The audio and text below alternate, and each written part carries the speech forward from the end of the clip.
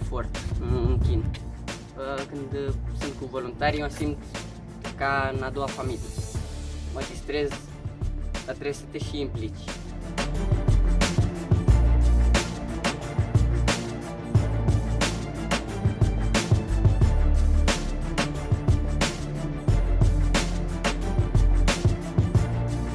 Suntem între prieteni, ne distrăm și facem activități frumoase.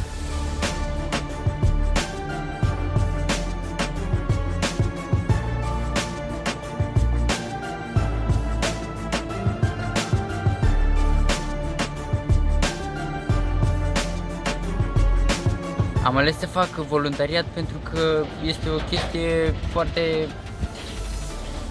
frumoasă, așa, să ajuți, să faci diferite activități.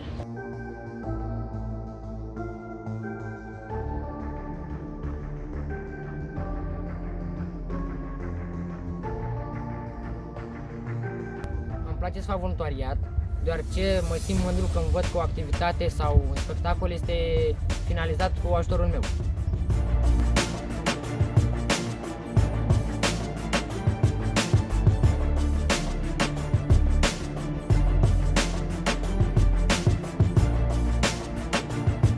Este un sentiment foarte plăcut atunci când o activitate este foarte bine datorită întregii echipe.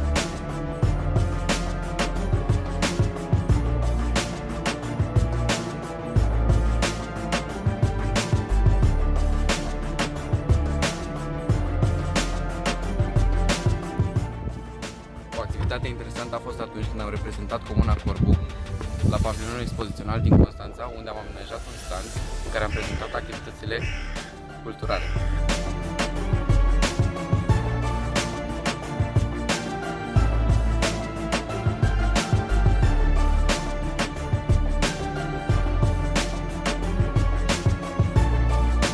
Stădor este un eveniment dedicat copiilor, realizat de 10 ani încoace.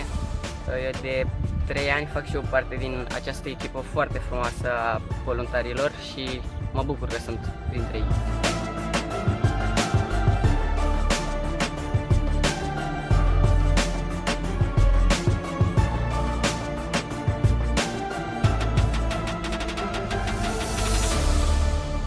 Mie cel mai mult mi-a plăcut când am restaurat monumentele eroilor. Erau foarte vechi și lăsate în paragine și chiar a fost interesant.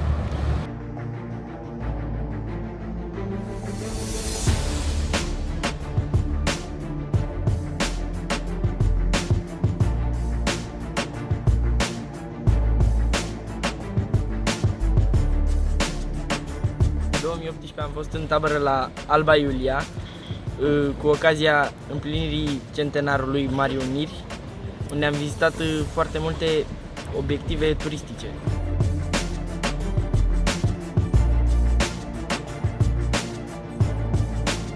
Am fost într-o tabără gratuită la Sulina în care am învățat să ne prețuim natura, să avem grijă de ea.